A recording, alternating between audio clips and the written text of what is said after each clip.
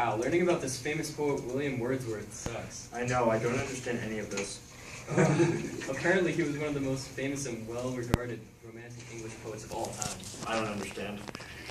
Guys, I'm pretty sure Romanticism was a movement during the late 1800s. Isn't being romantic when you take a girl to a classy restaurant? No, Stein. Don't you guys know anything? I know more than you. I know more than you guys. This textbook is so tough to understand. I think we need to find a teacher that can explain this to us. What if we asked Wordsworth? How could we do that, Alec? We can't just bring him back from the dead. He lived from 1770 to 1850 and was born in Cockermouth, England, and that's like 2,000 miles away. It looks like the only way is to collect all 7 Dragon Balls. Guys, stop screwing around. We have to present this project tomorrow and we haven't done anything. What should we do? We should try to summon Wordsworth. That goes against my religion. Do you want to pass, Stein? Yeah, I guess it's okay to do it once. How do we summon him? You just do the magical Wordsworth dance, of course.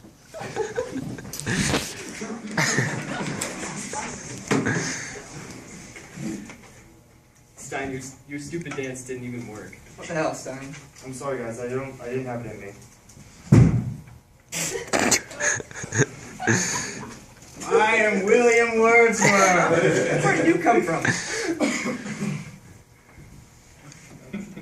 Dad! Finally, maybe now we can pass. Yes, you will, for I am William Wordsworth, back from the dead. Can you help us understand the fundamentals of Romanticism? Of course! I was the man who practically invented it. Wordsworth.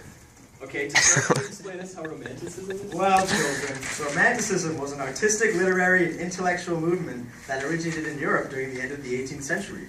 Romanticism embraced the exotic and harnessed writers' power of imagination like never before. Wow, is that all?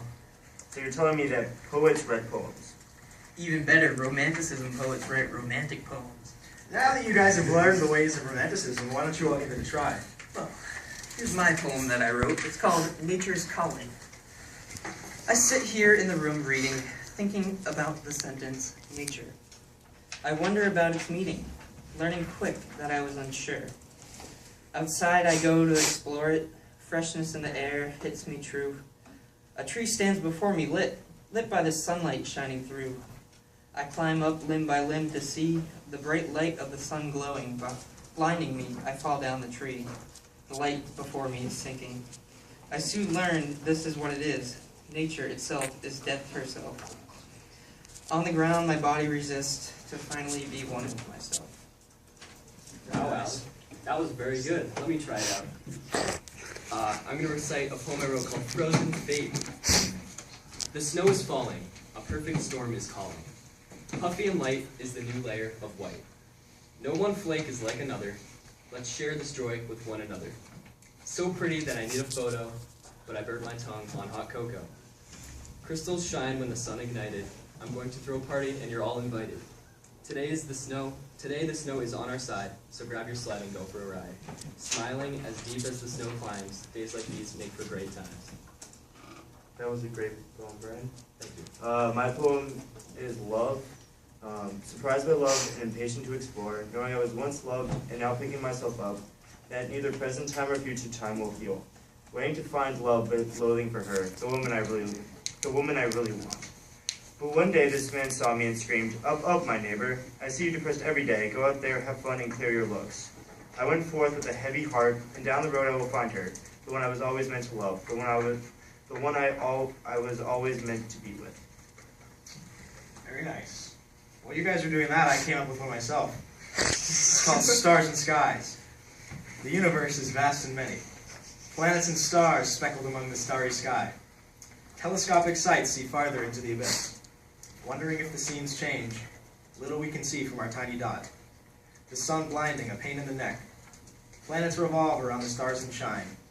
The moon basks in white glory. It tells a very unique story. Stars exploding, planets dying, a war wages in complete silence, without any spectators. We're unable to understand the universe's violence.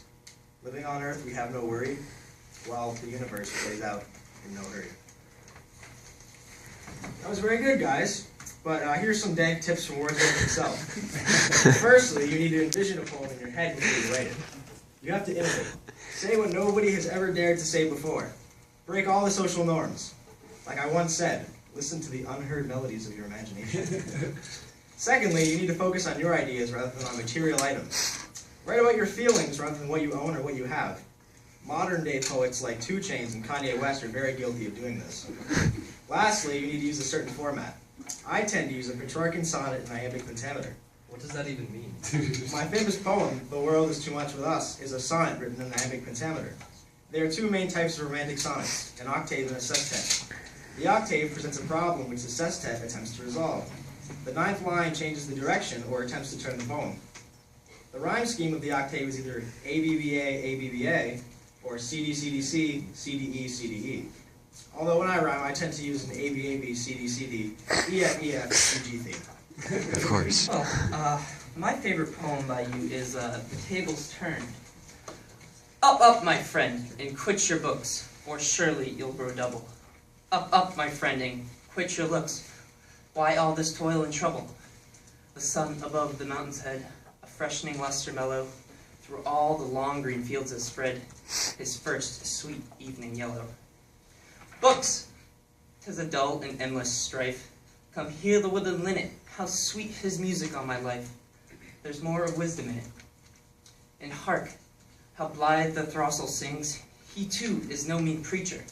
Come forth into the light of things. Let nature be your teacher. She has a world of ready wealth, our minds and hearts to bless. Spontaneous wisdom breathed by health, truth breathed by cheerfulness. One impulse from a vernal wood may teach you more of man, of moral evil and of good, than all the sages can. Sweet is the lore which nature brings. Our meddling intellect misshapes the beauteous forms of things we murder to dissect.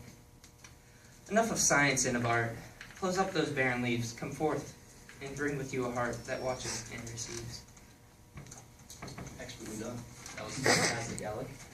My favorite poem written by this man is called Surprised by Joy, and it goes something like this.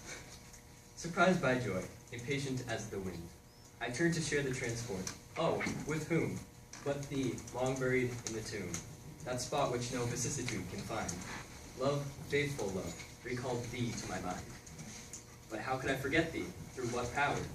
Even for the least division of an hour. I have been so beguiled as to be blind to my most grievous loss. What thoughts return was the most worst pang that sorrow ever bore. Save one, only one, when I stood forlorn, knowing my heart's best treasure was no more.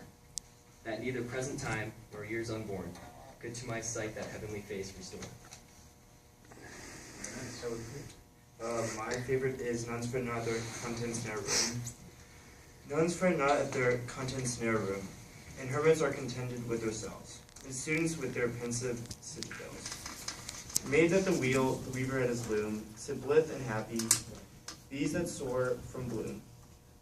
High as the highest peak of Furnace fells, with murmur by the hour and bucks of bells.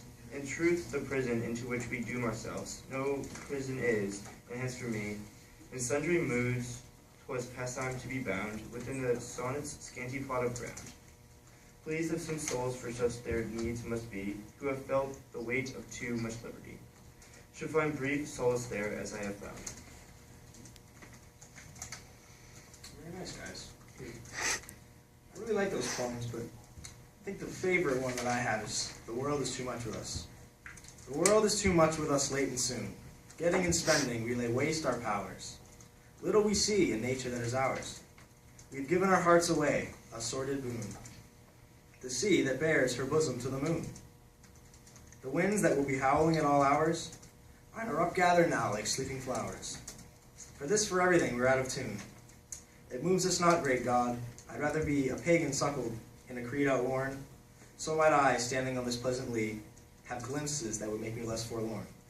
Have sight of Proteus rising from the sea, or hear